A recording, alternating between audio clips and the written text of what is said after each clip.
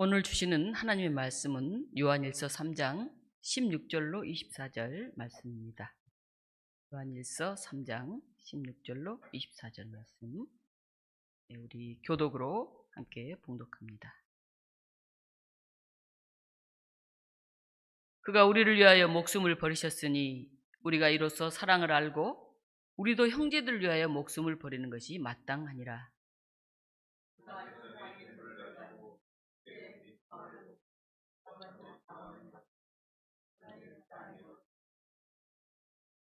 자녀들아, 우리가 말과 혀로만 사랑하지 말고 행함과 진실함으로 하자.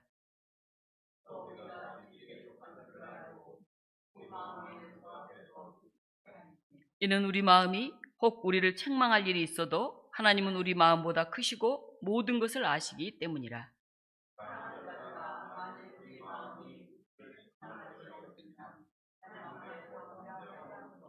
무엇이든지 구하는 바를 그에게서 받나니 이는 우리가 그의 계명을 지키고 그 앞에서 기뻐하시는 것을 행함이라.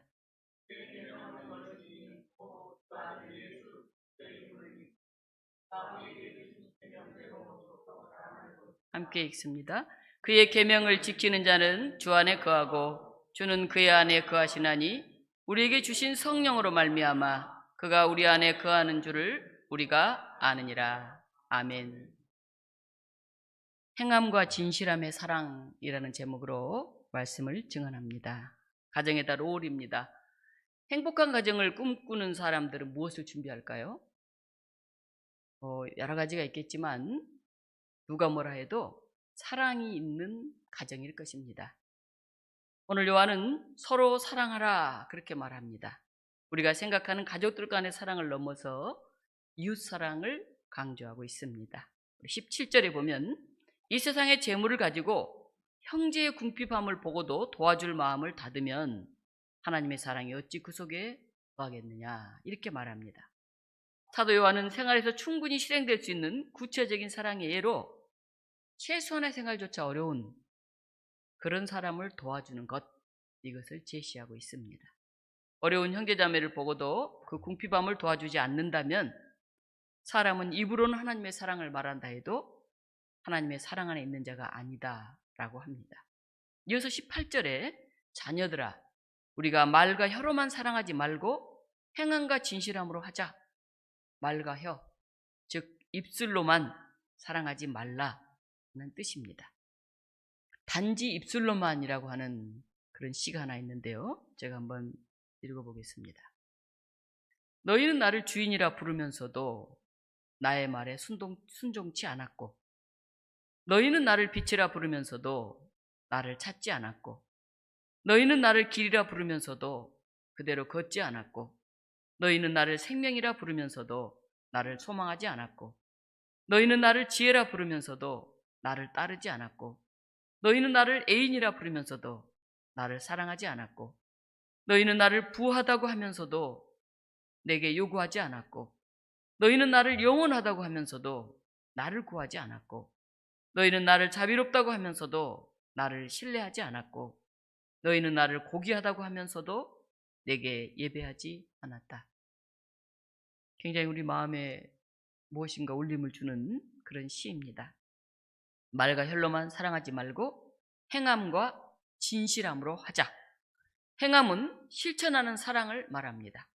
야고보서 2장 15절로 18절에는 사랑의 실천에 대해서 구체적으로 표현하고 있습니다. 만일 형제나 자매가 헐벗고 일용할 양식이 없는데 너희 중에 누구든지 그에게 이르되 평안히 가라, 덥게 하라, 배부르게 하라 하면 그 몸에 쓸 것을 주지 아니하면 무슨 유익이 있으리요. 이와 같이 행함이 없는 믿음은 그 자체가 죽은 것이라. 어떤 사람은 말하기를 너는 믿음이 있고 나는 행함이 있으니 행함이 없는 너의 믿음을 내게 보이라. 나는 행함으로 내 믿음을 보이리라 하리라. 오늘 어버이 주일인데 행함으로 사랑을 실천했던 어머니 한 분을 제가 여러분에게 소개하려고 합니다. 여러분도 잘 알고 계시는 분일 것 같습니다. 이번 주 8일 목요일 어버이날에 세상을 떠나신 우리 배국자 집사님이 바로 그분이십니다. 배국자 집사님은 아들 남은 군을 간병하면서 사셨습니다. 군 제대 후 통풍이 심화되어서 걷지 못하고 집에만 있던 아들을 허리를 펴지도 못해서 이렇게 밀대 밀고 다니면서 10년 넘게 그 아들을 돌보았습니다. 우리 교회와 인연은 임용 봉사로 이어졌습니다. 머리를 굉장히 단정하게 하고 다니는 분인데 임용 봉사를 하고 나면 늘 감사 인사를 나누곤 했습니다. 그렇게 한참 시간이 지나다가 우리 통장인 신권사님의 권유로 저희 교회에 나오게 되었습니다. 우리는 흔히 교회 나오세요, 예수님 믿으세요 이런 말을 잘 못하는 게 문제예요. 보수적인 사람들은 너무 막 불신, 지옥, 예수, 천당 너무 지나쳐서 문제인데 우리 너무 점잖아서 그런 얘기를 잘 하지를 못합니다. 저분이 말한다고 나오나 괜히 부담만 주는 게 아닐까 이렇게 주저주저하면서 전도의 기회를 잃곤 해요. 사실 백 집사님은 우리 교회에 나오고 싶으셨는지도 모르겠어요. 누군가에게 자기 아픔도 나누고 위로도 받고 싶으셨을 것 같아요. 결혼하기 전에 교회를 참 열심히 다니셨다고 합니다. 근데 결혼 후에 남편이 이해하지 못해서 교회에 나가지 못했고 그로 여러 가지 어려움들이 많아서 시간이 많이 흘렀다 그렇게 얘기했습니다. 다시 이제 우리 교회 나오게 된부터 교회 오는 것을 정말 기뻐하시면서 그렇게 교회를 열심히 오셨어요. 주일은 물론 수요일에도 빠짐없이 나오셨고 심지어 새벽기도도 나오려고 애를 쓰셨어요. 목사님, 내가 몸이 불편해도 새벽기도는 나가겠는데 아들 때문에, 아들이 이렇게 누워서 거동을 못하니까 뭐 이런 걸 받아내고 해야 되니까 그것 때문에 제가 잘 못 갑니다. 그러면서 시간만 나면 교회에 나오셔서 기도하시면서 너무 교회 다니는 것을 좋아하셨어요. 그리고 헌금을 분에 넘치게 하셨어요. 매주 뭐 한 2만 원씩 헌금을 하시는 것 같아요. 그러니 너무 무리하지 말라고 동사무소에서 보조받아서 하시는데 아들도 아프고 저희가 막 헌금 못하게 해본 건 또 처음이네요. 제가 조금만 하라고 막 다들 못하게 했는데 헌금하는 걸 그렇게 기뻐하셨어요. 교회가 좀 어려운 걸 알기 때문에 어떻게 하든 당신이 교회에 도움을 주려고 본인 집으로 오는 쌀을 막 모아서 교회에 이제 갖다 놓고 어떻게 이걸 좀 드실 수 있냐, 누가 나눠드릴 수 있냐, 또 쓰레기 봉투 우리는 많이 쓰레기 나올 것도 없다, 또 교회 갖다 주시려고 하고 뭐든지 갖다 주시려고 그렇게 일을 써서 제가 제발 뭐 갖고 오지 마시라고 그렇게 하실 정도로 또 어려운 교회를 섬기는 목회자들과 우리 장로님 가정을 위해서 참 열심히 기도하고 도우셨어요. 저 아이스크림 뭐 먹고 싶냐고 그래서 제가 붕어빵 아이스크림 먹고 싶다고 그랬더니 시간만 나면 붕어빵 아이스크림을 4개에서 6개씩 사가지고 오는 거예요. 그렇지 않아서 살쪄서 죽겠는데 맨날 붕어빵 아이스크림 사다 놓으니까 또 안 먹을 수도 없고 또 안 먹으려다 또 있으니까 먹고 그러니까 제가 도저히 안 되겠어서 제발 좀 붕어빵 아이스크림 사오지 마시라고, 제가 살 좀 빼야 되는데 도움이 안 된다고 제가 그렇게 얘기한 기억이 납니다. 그 뒤로는 이제 참기름하고 고춧가루를 또 받아 주시는 거예요. 제가 다른 거 다 안 받는데 참기름 우리 어머니가 좋아하세요. 그래가지고 참기름하고 고춧가루는 받았더니 그걸 또 그렇게 열심히 갖다 주시는 거예요. 정말 분에 넘친 사랑을 받았다 그런 생각이 듭니다.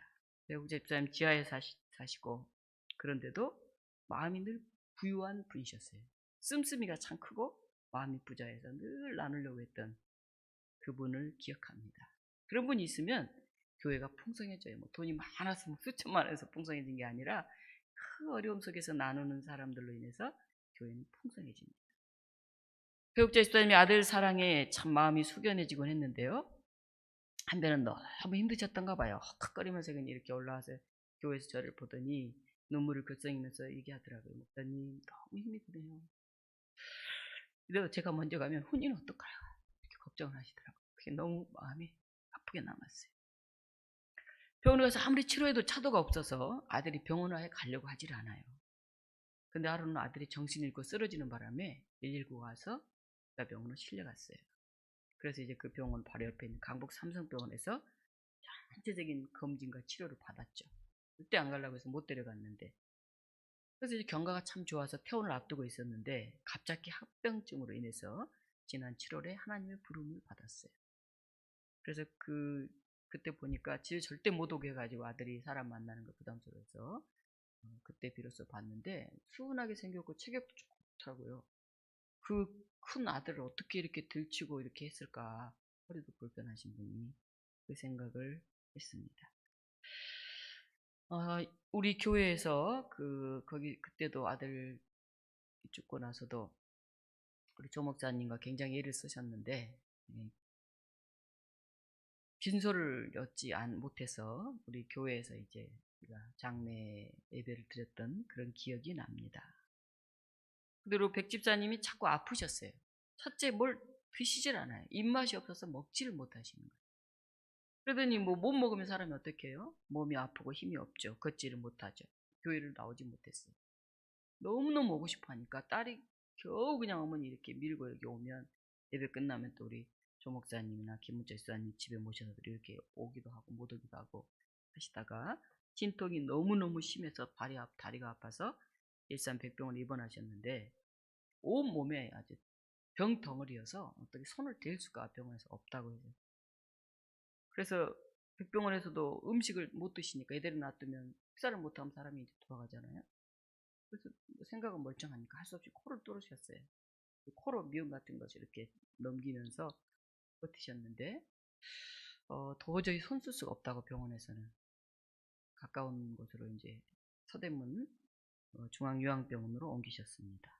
딸이 백병원에서 끊어준 이 진단서 내용을 저 보여주는데 제가 그걸 보고 너무나 놀랐어요. 충격을 받았어요. 제가 우리 딸의 동의를 얻어서 우리 교우들에게 한번 그 진단서를 한번 보여드리려고 합니다. 한번 띄워주실래요? 네. 집사님 보면요. 1번 허리 부분 척추 협착. 허리가 이렇게 협착돼가지고 그래서 허리를 못 삐셨나 봐요. 치료를 오랫동안 안 해가지고 이제 힘들죠. 두 번째 말초 순환계 합병증을 동반한 E형 당뇨병. 세 번째 당뇨병성 다발신경병성. 네 번째 만성 신장염. 혈액투석해야 될 정도라고 하셨다고 그래요. 다섯 번째 고혈압. 여섯 번째 관상동맥 회로 이식 편의 존재. 일곱 번째 뇌경색증도 좀 와가지고 약간 이렇게 깜빡깜빡 하신다. 여덟 번째 기타 바이러스 질환. 제가 이걸 보고 기절하는 줄 알았어요. 이런 사람이 어떻게 살아있었나 해서. 온 몸이 부서져 있었어요. 야, 살아계신 게 기적이구나. 저 진단서를 병원에서 주면서 손을 댈 수가 없다. 수술했다가는 뭐 못 깨어나신다. 그래서 이제 임시처치만 하고 이쪽 요양병원으로 넘긴 거죠. 딸이 집으로 모시고 오려고 했는데 집으로 모시고 가면 바로 안 된다고 병원에서 허락지 않아서 요양병원으로 가셨어요. 제가 생각해 보았습니다. 저렇게 온몸이 망가져 있는 분이 어떻게 그렇게 이렇게 밀고 다니면서 살으셨을까? 아마 아픈 아들 돌보는 일에 사명을 갖고 살아오셨던 것 같아요. 그리고 지난 7월에 아들을 떠나보내고 나니까 입맛도 잃고 그동안 자기 몸을 돌보지 않아 몰랐던 병들이 수십 군데 터져 나오기 시작한 거죠. 한두 군데만 아파도 참기 힘든데 요추골절, 당뇨, 고혈압, 신장질환 견딜 수 없이 망가져버린 저 진단서를 보고 제가 울었어요. 많이요. 오래 사시기 힘들겠구나. 저는 그렇게 생각을 했습니다. 야, 오직 의지로 지금까지 버텼구나. 아들보다 먼저 안 가려고. 눈물이 났어요. 그렇게 아들을 위해서 온몸을 던졌던 우리 백 집사님이 결코 요양병원에서 나오시지를 못하셨습니다. 요양병원에서 약을 먹고 잠들었는데 정신이 조금만 들면 이제 딸이 일주일에 3번밖에 안 돼요, 면회도. 그리고 2명밖에 안 되니까 딸과 같이 가야 돼요. 제가 이제 가서 얼굴을 뵙고 왔는데 뭐 코로 이렇게 먹고 있고 정신이 멀쩡한데도 또 손으로 자꾸 콧줄을 떼버리려고 그러니까 손을 이렇게 묶어 놓으니까 사람이 정말 누워있는데 너무 안타깝더라고요. 그래서 정신만 들면 딸한테 목사님 보고 싶다 그러니까 딸이 이제 화상통화를 해줘요. 그럼 제가 길을 가다가 전화를 받으면서 집사님 이렇게 인사를 해. 어떤 날은 이제 기억이 없대요. 약 먹고 잠들. 어떤 날은 기억이 있고 기억이 있으면 목사님 보고 싶다, 교인들 보고 싶다. 제가 이제 자주 가지는 못했으니까 이제 딸과 화상통화를 했습니다. 그리고 지난 목요일 어버이날에 이제 같이 만나러 가기로 약속을 했는데 아침에 문자가 와 있더라고요. 새벽에 어머니께서 돌아가셨다고. 오늘 뵈러 가려고 했는데 한 발로 줬구나. 굉장히 마음이 아팠습니다. 그렇게 백 집사님은 하나님 나라에 가셨습니다. 친지들도 없어서 찾아올 사람이 거의 없기 때문에 빈소도 만들지 않았어요. 저는 굉장히 서운하더라고요. 빈소라도 만들어서 교인들 가서 예배라도 드리고 좋으련만 또 그 아들 떠나보내듯이 저렇게 안치실에서 또 당장으로 가는 마음이 너무 아팠습니다. 우리 백 집사님 그렇게 하늘나라로 가셨어요. 그런데 참 감사하게도 그날 비가 많이 왔는데 그들이 다 시간을 내서 오신 거예요.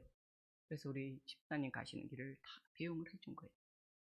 얼마 되지 않는 교인들이 그래도 10여 명 넘게 다 오셔서 얼굴을 보고 잘 가라고 인사를 하고 되게 편안해 보이시더라고요. 그래서 굉장히 감사했습니다. 우리 김한수 목사님과 제가 운전을 하고 또 전주에서 조영호 목사님 부부가 올라오고 또 카톨릭 동네에서도 몇 분 오시고 이제 교우들 또 장로님, 목사님들마다 이렇게 모여서 우리 김한나 집사님, 김문철 집사님 그래도 외롭지 않게 가셨다 그렇게 생각을 합니다. 그리고 갑자기 보내고 조문도 못한 어르신들이 많아서 수요일날 돌아가셨는데 목요일날 바로 그냥 발인만 쓰니까 너무 서운하고 아쉬워서 오늘 오후 1시에는 여국자 집사님 추모 예배를 교우분들과 함께 드리기로 그렇게 했습니다.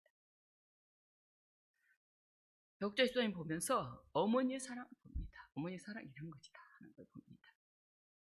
그런데 아픈 오빠와 간병하는 몸이 불편한 엄마를 곁에서 10년간 돌보다가 10개월 간격으로 엄마를 보내고 나서 딸도 멍이 들었어요. 가슴에. 딸도 암이 걸려가지고 사실은 이제 수술을 하고 회복하고 있는 중인데 어제 교회에 이제 저를 찾아서 눈물을 막 흘리더라고. 너무 감사하다고. 그 비 오는 날, 그 화장장까지 교인들이 마지막까지 그렇게 지켜주셔서 너무너무 고맙다고 울더라고요. 그러면서 목사님 아무 낙이 없어요. 이렇게 두 분을 다 보내고 나서 사는 게 너무 의미가 없어요. 이렇게 다 얘기를 하는 거예요. 어디 훅 떠나서 그냥 혼자 가만히 어디 있고 싶어요. 그렇게 얘기를 하는데 제가 마음이 너무 아팠어요. 근데 그 딸이 소불고기를 그냥 듬뿍 사왔더라고. 양념한 거를. 그냥 사오면 또 고생한다고.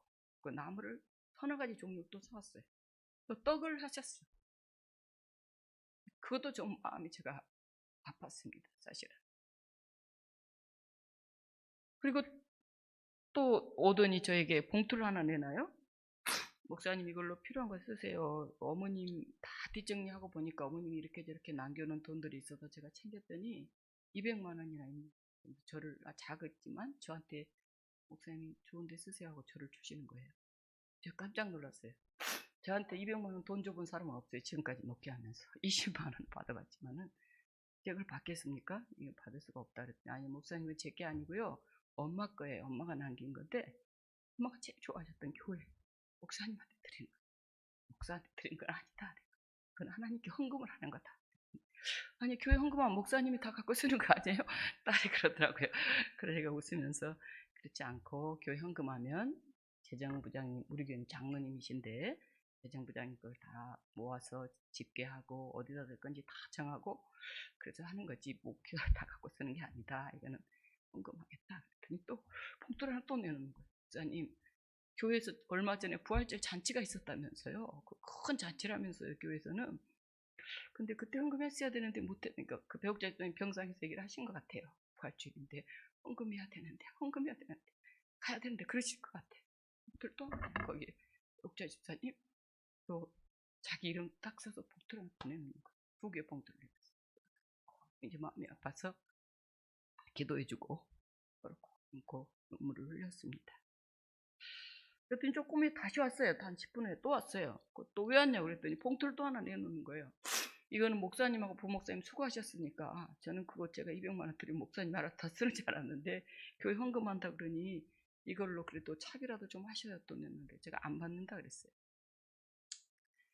큰 장례를 치르면 간혹 봉투를 주시는 분들이 있습니다. 그런데 그게 이제 여유가 있는 분들일 때는 감사로 받을 수 있습니다. 그러나 이렇게 어려운 장례를 치른 분들은 우리가 받지 않고 당연히 목회자가 해야 될 일입니다. 이건 뭐 당연한 거기 때문에 절대 받을 수가 없습니다. 그래서 그냥 얼굴이 빨개져가지고 목사님 이게 제 마음이에요. 이거 제 마음을 안 받으면 어떡해요? 절대 받아야 된다고 그러면서 그냥 얼굴이 빨개져가지고 탁 이렇게 하는데 차마 거절을 할 수가 없어서 제가 그거를 받았습니다. 이건 내 마음입니다. 내 정성입니다. 그러니까 안 받으면 안 돼요. 이렇게 더 많이 드리고 싶은데 제가 이것밖에 못 드린 거니까 꼭 받아야 됩니다. 마음에 큰 빛이 또 하나 남았습니다. 이게 진정한 감사구나. 진정한 사랑이구나. 그 진심을 받으면서 가슴이 참 뭉클했고 참 뿌듯했습니다. 이산 동네 목회하면서 종종 이런 감사와 기쁨을 나눕니다. 기대하고 제가 베풀었다면 아마 자주자주 실망했을 거예요. 그런데 받을 것 없는 것에 베풀고 헌신하는데 돌아오는 그 기쁨은 이루 말로 할 수가 없습니다. 저는 그렇게 생각했어요. 아마 자기 살기도 어려울 것 같은 자식이 어버이날이나 명절이라고 찾아와가지고 용돈을 드리면 부모 마음이 이렇게 아프겠구나 그 생각이 들더라고요. 기쁘지 않아요. 너무 아픈 거예요. 속상하고 슬프고. 그거 안 받을 수 없잖아요. 자기 마음이. 부모의 자식 사랑도 이런 것일 거라 생각을 합니다. 이제 다 컸는데 내가 너를 위해 희생한 것을 기억하고 이제 갚아야 할 때가 되지 않았니? 이렇게 우리가 생각할 수 없을 것 같아요. 아니 내가 꼭 돈으로 원하는 건 아니야. 마음만이라도 좀 부모를 알아줘야 너는 왜 그러니? 이렇게 생각하면 늘 실망할 것 같아요. 사랑은 받을 계산 없이 주는 것이 아닐까 어제 그 생각을 해보았습니다. 그것이 성경에서 보여준 예수님의 사랑이 아닐까. 우리는 아무리 선을 행하여도 예수님만큼 행할 수는 없지 않나. 자랑할 것 없는 사람들이 아닐까 그런 생각을 했습니다. 부모 사랑은 내리사랑이라고 하죠. 오늘 어버이 주일이고 또 배우자 있으면 기리는 추모 예배를 준비하고 있기 때문에 제가 세세한 이야기를 드렸습니다. 요즘 사람들은 모든 것을 돈으로 환산하는 것 같습니다. 사랑도 행복도 돈이 없으면 불가능하다 그렇게 생각하는 것 같아요. 지금 사랑하고 지금 행복을 누리면 되는데 우리는 돈이 없어서 집이 없어서 행복하지 않고 사랑하지 못합니다. 이 시대 사람들은 돈이 없어서 불행해요. 그래서 우리가 사는 세상을 자본주의라고 부르죠. 자본이 될 돈, 이게 중심이 되는 세상이란 뜻이죠. 이런 세상에 사는 가난한 사람들은 누구와 사랑을 나누고 누구에게 사랑을 받을까요? 딸 손주양이 입가난 어머니 얼굴을 쓰다듬으면서 하는 말이 잊혀지지가 않아요. 가슴이 제가 박혔어요. 엄마 고생 많으셨어요. 엄마 존경합니다. 사랑합니다. 고맙습니다. 이렇게 울더라고요. 고생 많았죠. 그 어머니를 존경한대요. 그리고 사랑한다고, 고맙다고. 제가 생각했습니다. 자식에게 이렇게 인정받고 교우들에게 이렇게 사랑받음했다는 배우자 집사님은 세상적으로는 힘들고 아픈 삶을 사셨지만 하늘 아버지가 보시기에는 참 수고했다, 참 잘 살았다, 열심히 살았다 이렇게 얘기하실 것 같습니다. 그분은 사랑을 실천한 부유한 분이셨고 하나님 나라에서 누린 행복한 분이었다고 그렇게 말씀을 드리고 싶어요. 그 딸이 뭘 알겠어요. 뭐 헌금하면 목사님이 다 갖는 줄 알고 가져온 딸이 그 엄마가 한 걸 봤겠죠. 자기 오빠 한 10개월 전에 떠나보내면서 엄마가 교회 와서 떡하고 뭐 그때도 고기하고 뭐 헌금하고 하는 걸 봤겠죠. 그래서 이번에도 그렇게 한 거겠지. 부모님의 사랑은 믿음이 없는 사람도 움직이는구나. 저 마음이 저렇게 큰 감사를 심기는구나. 제가 그 생각을 했습니다. 믿음과 사랑 이 두 가지는 긴밀하게 연결되어 있어요. 우리 위해서 목숨을 버리신 예수 그리스도를 바로 믿을 때만 사랑 실천의 진정성이 확보가 됩니다. 요한은 말과 입술로만 하지 말고 실천과 진실함으로 사랑하라고 합니다. 기독교인이 아니어도 휴머니즘, 즉 인간을 가장 중요하게 생각하는 그런 정신이 있는 사람은 사랑하는 사람들이 있어요. 아니 많아요. 그렇다면 기독교의 믿음이 절대적인 건 아니라고 생각할 수도 있잖아요. 예수 그리스도에 대한 믿음으로 사랑하고 사는 사람과 그렇지 않고 사랑하는 사람과 무슨 차이가 있을까요? 어떨 때는 아유 교회 다니는 사람들 깍쟁이야. 아유 교인들이 입만 둥둥 떠다닐 거야. 더 이기적이야. 세상 사람보다 더 못해. 이런 얘기도 듣잖아요. 우리는 기독교는 사랑의 종교고 기독교의 본질은 사랑이다 이렇게 얘기하잖아요. 그러나 그 사랑의 실천, 그 진실한 사랑을 우리가 얼마나 실천하며 사는지 타 종교, 또 믿지 않는 사람들도 사랑을 실천하는 사람들이 있는데 우리가 믿는 기독교와는 어떻게 다른지 우리는 다시 한번 되물어야 돼요. 그건 확실한 차이가 있습니다. 일반 사람들은 자기가 옳다고 생각하기 때문에 자기가 선하게 살려고 그렇게 사랑을 합니다. 그러나 자신의 마음이 그냥 나빠지거나 흔들리면 사랑하기가 어려워요. 근데 우리 기독교인들은 하나님을 믿는 우리는 내가 잘나서, 내가 착해서, 내가 뭘 유능해서 내가 할 수 있어서 사랑하는 게 아니에요. 우리의 사랑은 나에게서 시작되는 것이 아니에요. 예수 그리스도가 주시는 그 힘으로 하는 거예요. 나는 약하지만, 나는 별 볼 일 없지만 그분이 보여주신 그 발자취를 따라가는 것, 그게 우리의 사랑이에요. 때로 힘들 때도 있어요. 넘어질 때도 있어요. 외면하고 싶을 때도 있어요. 그러나 성령의 도우심을 구하면서 다시 일어나서 기도하면서 그 길을 가는 거예요. 이게 일반 사람들과 다른 우리 기독교인들의 사랑의 실천입니다. 선을 향한 지향, 이게 하나님의 선물이에요. 때문에 사랑을 실천하고 나 이만큼 했다 하고 자기를 자랑하는 것이 아니라 내가 사랑할 수 있도록 나에게 이런 물질을 주시고 이런 마음을 주시고 이런 시간을 주신 하나님 참 감사합니다 하고 자기가 실천하고 하나님께 영광을 돌려요. 휴머니스트의 사랑은 실천을 와서 자기가 자랑스럽게 내가 이런 사랑을 할 수 있어서 너무 감사하네, 뿌듯하다 이렇게 생각해요. 때문에 자기가 할 수 없으면 안 하는 거죠. 여기에 머문다면 예수 믿지 않는 일반 휴머니스트의 사랑에 불과하죠. 물론 그것도 대단하지만, 그러나 기독교인들의 사랑은 이 차원을 넘어서죠. 우리가 하나님 나라를 믿고 소망하는 기독교인이라고 한다면 계란으로 바위치는 것 같은 해도 끝장나지 않는 그 일일지라도 계속해서 우리는 사랑을 실천해 가야 합니다. 하나님 주시는 힘으로, 예수 그리스도의 은혜로 그 사랑을 우리는 실천해야 됩니다. 진실한 마음으로. 그러지 못할 때 하나님 앞에 기도하면서 힘을 달라고 엎드리면서, 그리고도 늘 부족해서 더 많이 나누지 못했으니 마음에 난습니다. 이런 마음이 있을 때 사랑하고도 기쁩니다. 우리 선주씨가 제발 받아주세요, 이게 제 마음이에요, 더 드리고 싶은데 못 드려요, 이게 마음에 남아요. 귓가에 맴돌아요. 오늘 요한일서 4장 7절에 사랑하는 자들아 우리가 서로 사랑하자. 사랑은 하나님께 속한 것이니 사랑하는 자마다 하나님으로부터 나서 하나님을 알고. 대다수 기독교인들이 이런 말에 감동을 합니다. 사랑이 하나님, 하나님을 사랑해야지, 이웃을 사랑해야지 다짐을 합니다. 요한일서 3장 16절, 그가 우리를 위하여 목숨을 버리셨으니 우리가 이로써 사랑을 알고 우리도 형제들을 위하여 목숨을 버리는 것이 마땅하니라. 형제를 위해 목숨까지 버리는 거 쉽지 않죠. 못할 것 같아요, 거기까지는. 그럼 오늘 17절은 그나마 돈이 있는 사람이 가난한 형제를 도와주지 않는다면 하나님의 사랑을 아는 사람이라고도 볼 수 없다. 목숨에서 돈으로 단계가 낮아졌어요. 그나마 좀 나은데 그것도 쉽지는 않아요. 돈이 남는 사람이 어디 있습니까? 항상 부족하지. 큰 회사 움직인 사람은 더 많이 돈이 필요하잖아요. 돈이 남는 사람은 세상에 없어요. 돈 귀하지 않는 사람은 없어요. 우리를 미혹해하고 진심 어린 사랑의 실천을 가로막는 세 가지 요인이 있습니다. 빅토르 이고는 인생에는 세 가지 싸움이 있다 이렇게 말해요. 첫 번째, 자연과 인간의 싸움입니다. 인간은 적자 생존으로 자연을 살아남아야 돼요. 그는 바다와 노동자라는 소설을 쓰면서 어부들이 사나운 파도와 싸우는 그 투쟁의 얘기를 합니다. 인간은 자연과의 싸움에서 이겨내기 위해서 기계와 기술을 사용하죠. 잘못하면 자연을 파괴해서 자신마저 위협에 처하게 되기도 하죠. 두 번째는 인간과 인간 간의 싸움이에요. 그는 93년이라고 하는 작품에서 개인의 생존 경쟁, 나라와 나라의 전쟁, 공산주의와 자본주의 등 이념의 투쟁, 민족과 민족의 싸움 등 많은 종류의 싸움이 있다고 말합니다. 저와 여러분은 사회적 존재이기 때문에 사람들 관계 속에서 살아요. 때로는 분명히 내가 옳은 것 같은데 옳다고 그게 다 이기는 건 아니에요.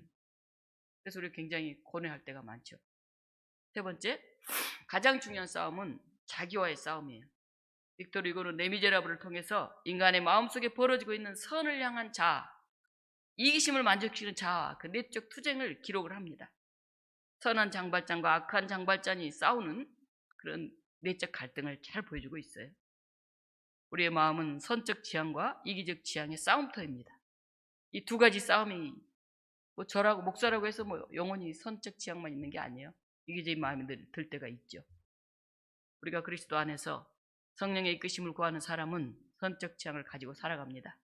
근데 잠깐 눈을 감으면 어느 이기적 생각이 쫙 우리를 정복합니다. 그래서 성경은 늘 깨어있으라 그렇게 말씀을 합니다. 자기성적인 나와 이기적인 나, 용감한 나와 비겁한 나, 커다란 나와 조그만한 나, 너그러운 나와 옹졸한 나, 부지런한 나와 게으른 나, 참된 나와 거짓된 나, 이 두 가지 자아가 계속 싸우면서 이게 우리의 자랑과 영광이 되기도 하고 또 고뇌와 비극의 온천이 되기도 합니다. 그래서 그리스 철학자 플라톤은 인간 최대의 승리는 내가 나를 이기는 것이다 이렇게 말했습니다. 그런데 우리는 여기 한마디를 덧붙입니다. 우리는 약하지만 예수 그리스도의 사랑의 능력으로 우리는 능히 사랑의 실천자가 될 수 있다 이렇게 고백합니다. 사랑하는 교우 여러분, 우리는 그리스도의 멋진 사랑을 배운 사랑꾼들이에요. 우리는 비록 지금 실천하지 못해도 그 마음을 간직하고 더 많이 나눌 꿈을 꾸고 사는 사람들이기 때문에 우리는 늘 하늘 소망 가득한 꿈쟁이들입니다. 사랑꾼들이고 꿈쟁이들이에요. 우리는. 그래서 부요한 마음으로 하나님 나라를 소유한 기쁨을 우리는 누릴 수 있어야 합니다. 24절 마지막 절을 읽습니다. 그의 계명을 지키는 자는 주 안에 거하고 주는 그의 안에 거하시나니. 오늘 우리 안에 사랑의 주님이 거하십니다. 우리는 그의 계명을 실천하기 위해 힘을 씁니다. 사랑은 강요하거나 나에게 맞춤이 아니에요. 사랑은 희생입니다. 예수 그리스도는 우리를 사랑하셔 자기의 모든 것을 내어주셨어요. 우리를 얻기 위해서 자신을 버리셨어요. 우리는 예수 그리스도의 십자가를 통해서 비로소 사랑이 무엇인지를 깨닫습니다. 어버이 주일입니다. 우리에게 생명 주신 부모님을 기억합시다. 하늘아버지의 그 큰 사랑을 마음에 품읍시다. 너무 감사한 그런 날입니다. 같이 기도하겠습니다. 우리 시간 우리를 이 땅에 있게 하신 우리의 부모님들, 이미 고인이 되셨지만 그분이 남겨주신 분들, 또 우리 생전에 살아계신 우리 부모님들을 기억하면서 기도했으면 좋겠습니다. 아버지, 어머니, 우리가 사랑을 실천하면서 살게 해주십시오. 그 받은 사랑, 내리 사랑을 나누면서 살게 해주십시오. 기도했으면 좋겠습니다. 더 본질적인 사랑의 근원이신 하나님을 기억하면서 하나님 감사합니다. 예수 그리스도를 통해서 우리에게 주신 그 큰 사랑을 우리가 순간순간 잊고 삽니다. 그 선적 지향을 우리가 간직하면서 이유 없이 베풀 수 있는 그 은총의 사랑을 간직하게 해주십시오. 이 시간 우리 함께 기도하겠습니다.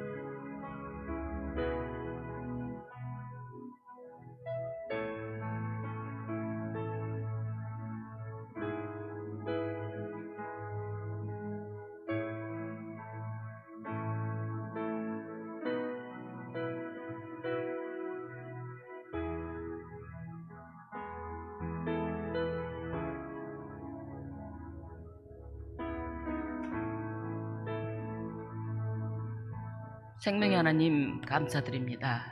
우리에게 사랑 주신 부모님, 우리에게 생명 주신 부모님, 우리가 더 감사하지 못했고 더 존경하지 못했습니다.